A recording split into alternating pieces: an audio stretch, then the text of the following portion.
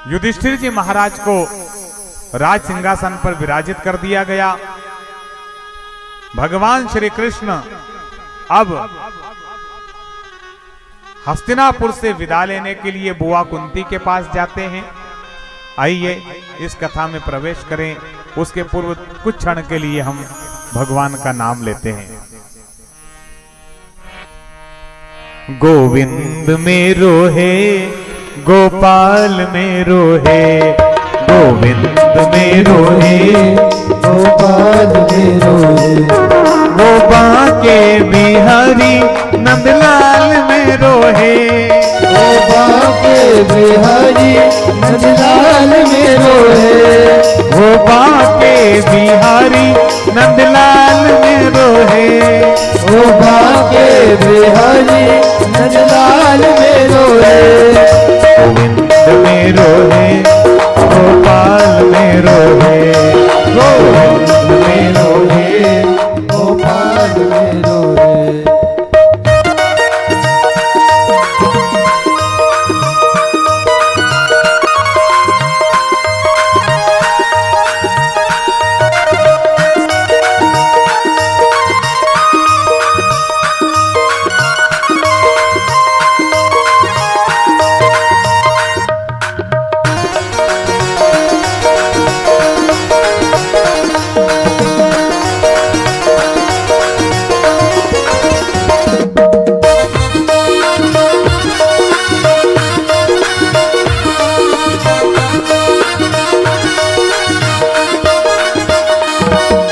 बंशी बजैया नंदलाल मेरो है, वो बंसी बजैया नंदलाल मेरो है, वो गैया चरैया गोपाल मेरो है, वो गैया चरैया गोपाल मेरो है, वो माखन चुरैया नंदलाल मेरो है, वो माखन चुरैया नंदलाल मेरो है।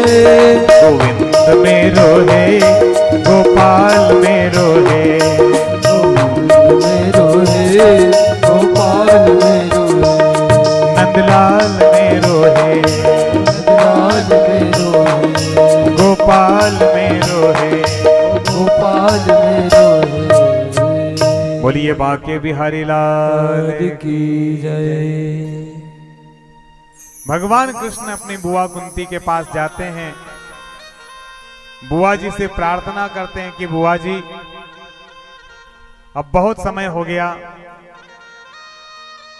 भाइयों ने युद्ध भी जीत लिया, अब मैं द्वारिका जाना चाहता हूं। लेकिन हे बुआ जी, मेरी इच्छा है कि मैं जाते जाते आपको कुछ देना चाहता हूं। आपकी जो इच्छा हो आप मुझसे मांग लो। बुआ कुंती कहती है कि ये आप किस अधिकार से मुझसे कह रहे हो कि मांग लो? क्योंकि मैं तुम्हारी बुआ हूं, तुम मेरे भतीजे हो।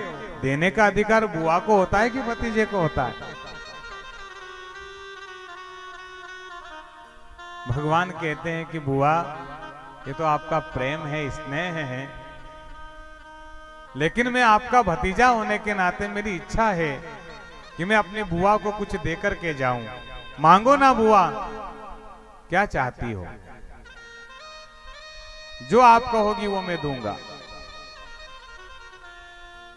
बुआ कुंती मुस्कुराई और कहा कि सोच लो भतीजे जी, विचार कर लो एक बार,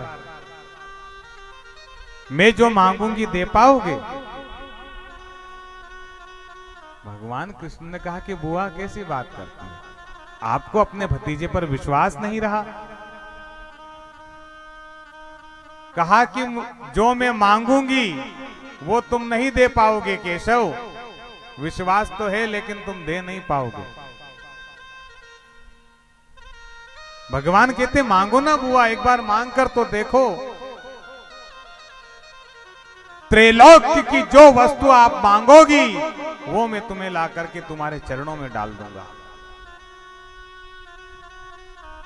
बुआ कहती है कि अच्छा, इतना विश्वास अपने आप पर। बोले कहा हाँ बुआ, आप चाहो तो अपने भतीजे की परीक्षा ले सकती हो, वचन देता हूं जो मांगोगी वो दूंगा। तब बुआ कुंती ने कहा केशव, हे कृष्ण, अब तू इतनी जिद कर रहा है तो चल मांग ही लेती हूं। एक काम कर, मुझे ऐसा वरदान दे दे कि मेरे जीवन में पग पग पर तकलीफें आए, कष्ट आए, दुख आए, बस इसके सिवा मुझे और कुछ नहीं चाहिए, कुछ भी नहीं चाहिए। भगवान कृष्ण तो आश्चर्यचकित हो गए। कुछ समय तक तो बोल ही नहीं पाए कि मैं क्या बोलूं। भगवान श्री कृष्ण कहते हैं कि बुआ जी, आप होश में तो हैं? आपको पता है आप क्या मांग रही हैं?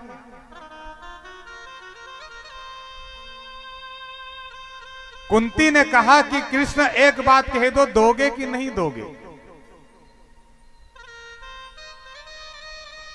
भगवान कृष्ण कहते हैं बुआ जी ये कैसी जिद है? अरे मैं वो दे सकता हूं जो मेरे पास है। बुआ, लोग मुझे कहते हैं जो आनंद सिंधु सुख राशि। अरे मुझे आनंद और सुख की राशि कहते हैं। मैं दुख कहां से लाऊं जो मेरे पास है ही नहीं? मैं तुमको कहां से दे सकता हूं बुआ? आप जो मांगो दे दूं, लेकिन दुख नहीं है मेरे पास। लेकिन बुआ कुंती कहती है कि मुझे तो यही चाहिए।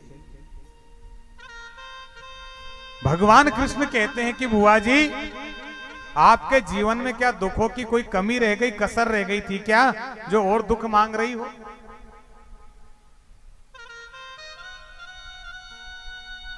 क्यों दुख चाहिए आपको? तब बुआ कुंती कहती है कि कृष्ण, दुख से किसी को प्रेम नहीं होता, मुझे भी नहीं है। तो फिर क्यों मांग रही हो बुआ जी? अरे युवा अवस्था में आप विधवा हो गई, 5-5 बच्चों का बोझ आपके ऊपर आ गया। आपकी बहू को भरी सभा में निर्वस्त्र करके उसकी लज्जा को उतारने का प्रयास किया गया। ये दुख कम था? आपके बेटों को वनवास दे दिया गया, 12 वर्ष का, ये कम था? आपके बच्चों को आपके सहित लाक्षागृह में जलाने का प्रयास किया गया, ये दुख कम था? आपके बेटे भीम को लड्डू में जहर मिला करके दे दिया गया, ये दुख कम था? और दुख चाहिए? तब बुआ कुंती कहती है कि कृष्ण, दुख से प्रेम किसको है? मुझे भी नहीं है। संसार तो कहता है कि भगवान अगर धन दे तो ये अपना घर पड़ा, और दुख दे तो यह दुनिया पड़ी। धन देना हो तुम हमको दे दे, और दुख देना हो तो ये दुनिया पड़ी। दुख की जगह नहीं है। लेकिन केशव, मेरी तुमसे एक ही प्रार्थना है, क्या? वह सुख के माथे सिल परो, हरि नाम जो मुख से जाए, बलिहारी वा दुख की जो पल पल कृष्ण जपाए। मैं दुख इसलिए मांग रही हूं केशव, मुझे भी दुख से प्रेम नहीं है, लेकिन जब भी तुझे दुख में याद किया है ना, तब तब तू आया है। और दुख में जो प्रार्थना होती है ना साहब, ना किसी पंडित की आवश्यकता पड़ती है, ना किसी वेद पुराण शास्त्र। जब तकलीफें माथे पर आती है ना, जब संकट हमारे सर पर आता है ना, तब अपने आप ही परमात्मा याद आ जाता है। और उस समय जो मन से, हृदय से प्रार्थना होती है, उसकी बात ही अलग होती है। बुआ कुंती कहती है कि ऐसे सुख के माथे पर तो वो सिला पड़ जाए, पत्थर पड़ जाए, जो तेरा नाम भुला दे, हम तो उस दुख की बलिहारी हैं जो तुझे याद दिलाता रहता है। दुख रहता है तो भगवान को याद करते रहते हैं।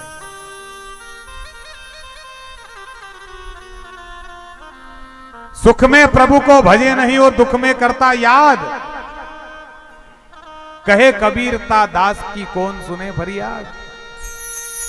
जब सुख था तब तो परमात्मा याद आया नहीं, लेकिन दुख पड़ा तो 33 कोटि देवता याद आ गए। क्यों? सुख में सुमिरन सब करे, दुख में सुमिरन सब करे, और सुख में करे ना कोई। और जो सुख में सुमिरन करे तो ये दुख काहे को होए।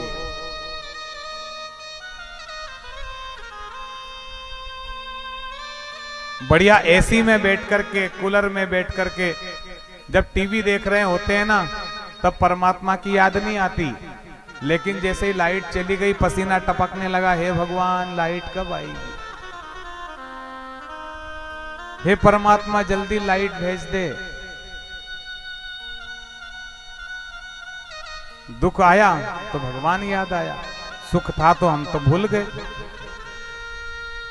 बुआ कुंती कहती है कि मैं दुख इसलिए मांग रही हूं केशव कि मुझे याद है कि जब हम पर विपत्ति आई तब तब तू आया। अभी तूने ही मेरे दुख मुझे गिनाए थे ना। बता, जब लाक्षागृह में जलाने का प्रयास किया तो हमको बचाने वाला कौन था? तू ही तो था।